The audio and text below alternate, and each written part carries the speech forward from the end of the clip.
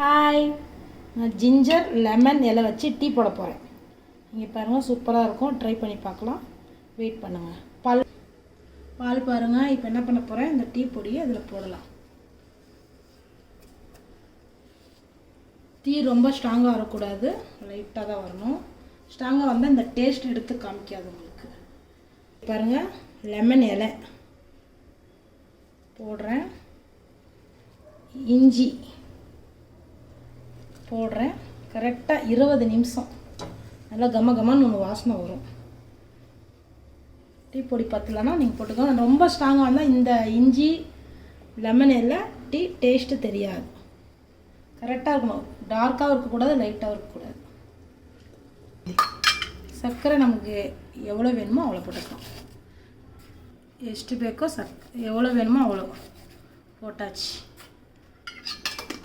கொதிக்கட்டும். கொதிச்சப்பறம் உங்களுக்கு காமிக்கிற எப்படி இருக்கு.